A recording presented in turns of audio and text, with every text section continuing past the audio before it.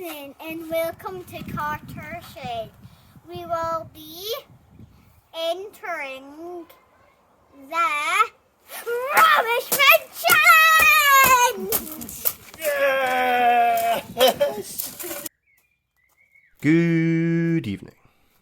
So, as my little helper said, this is Carter Shed entry into the Rubbish Bin Challenge that Mark from Dainer Made is hosting. So a big thanks to him for setting it all up, and I'm really looking forward to watching all the other entries. Be sure to check them all out on the playlist that's been set up.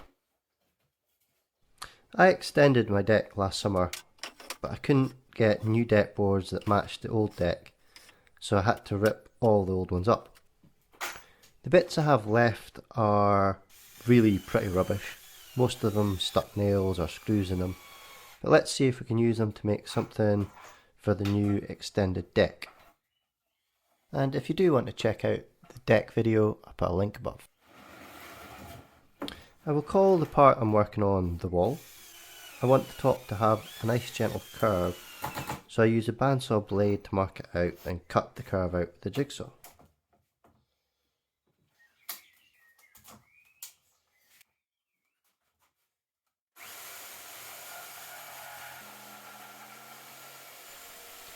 I only cut out half the curve, and then I can use the offcuts to mark the opposite side and ensure it has a nice symmetrical shape. You can see some of the stuck screws that I cut away with the angle grinder.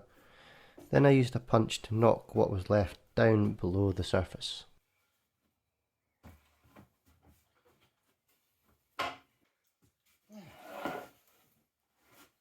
This is the side I want to use for the wall, but at the moment it looks pretty rubbish. So let's sort that out. I'll get the funk out of here for now and come back to you when the wall looks a bit better.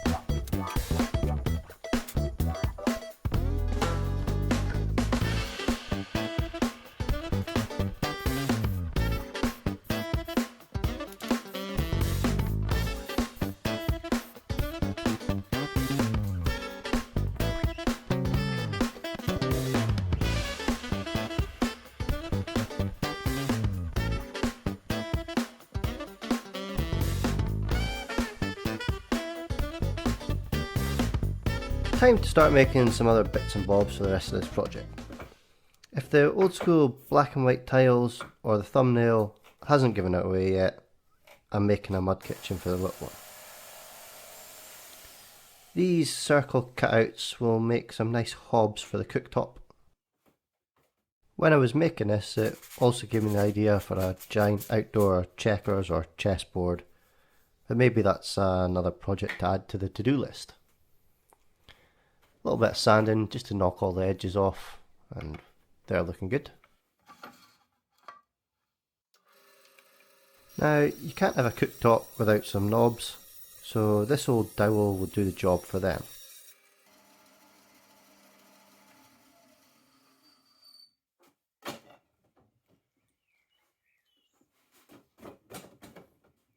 Now that I've got them cut out, I can just put a hole through them all so that it can get screwed down later on.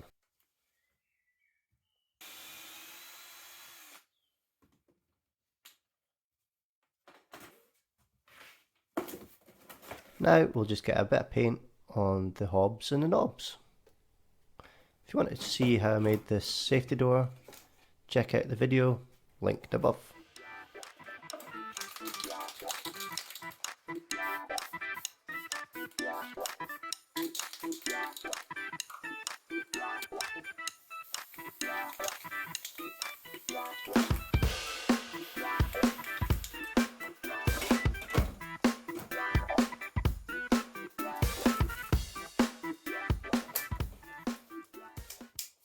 Now, you can't have hobs and knobs without a countertop to put them on, so I'll sort that out next. This old bit of ply is going to hold some more old deck boards together for the countertop, but it's also going to stick out the back of them a little and work as a catch to keep the top in place. Some screws do the holding along with two outer strips, and here you can see the lip out the back that will act as the catch. Now I just need to tidy these boards up a bit and make them look like a countertop.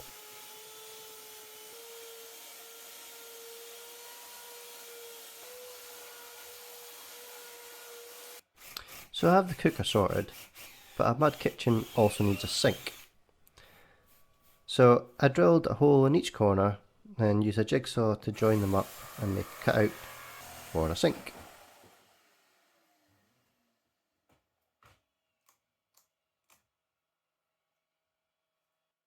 A draining area would look quite cool, so I used a router to cut out some grooves for that.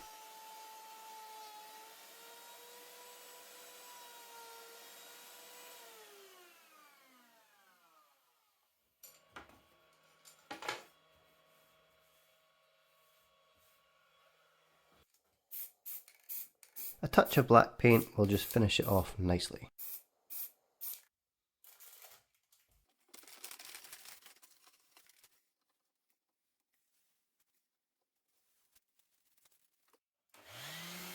A quick sand down, and then I just use some varnish to seal the top. So that's the cooktop, the knobs, the countertop and the sink sorted. What's missing?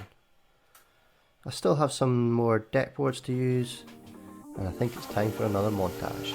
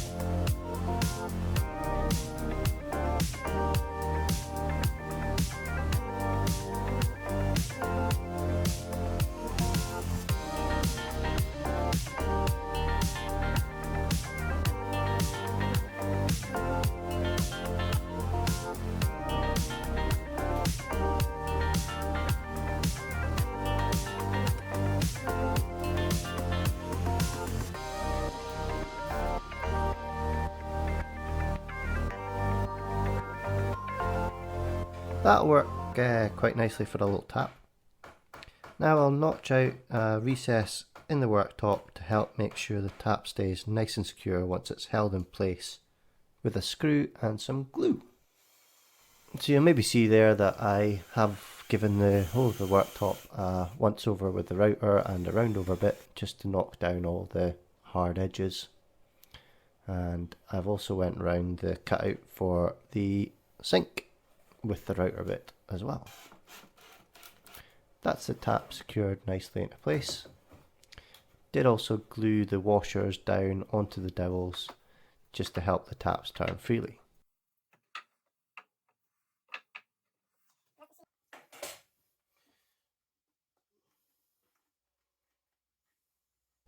To hold the hobs down to the countertop, I first hot glued them in place, then I screwed from underneath into them.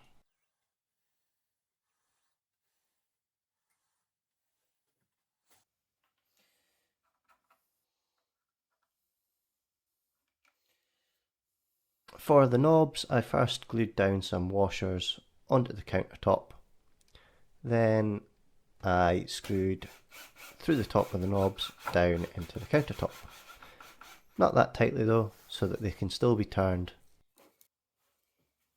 I have a load of rubbish ply offcuts left from when I lined the inside of the shed, so I might as well use a bit to make a finishing touch for the wall.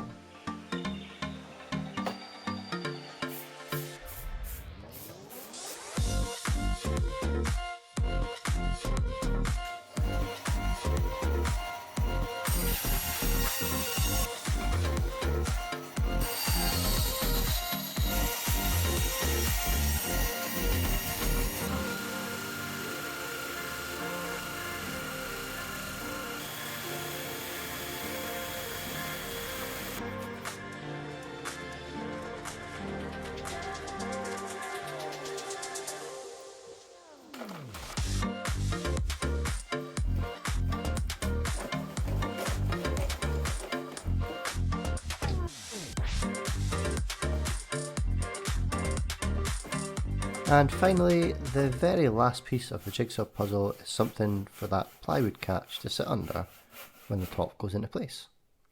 This old post is the perfect fit, it just needs a quick clean-up.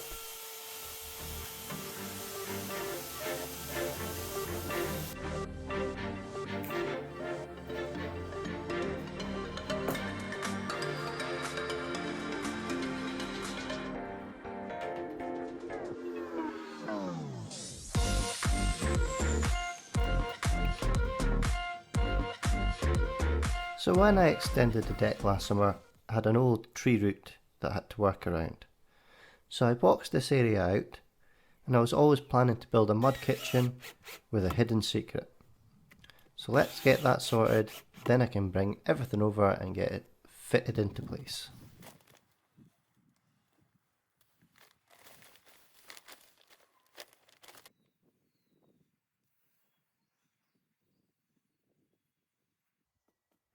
So now the little one can have a mud kitchen that transforms into a sand pit.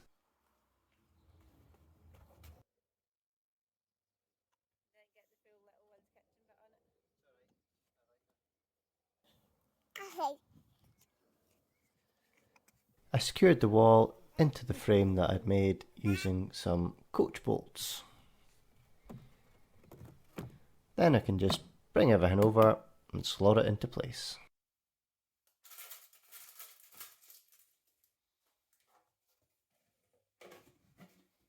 Although I am missing one thing, and of course you guessed it, the sink. As always, thanks for watching and good evening. Whoa, look at this. Wowzers.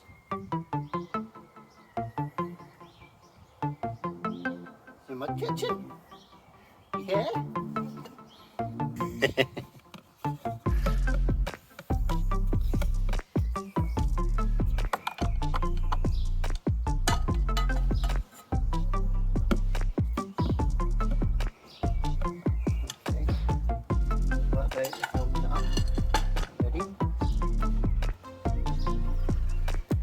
Ooh, fancy. Oh wow. The sand. Sand.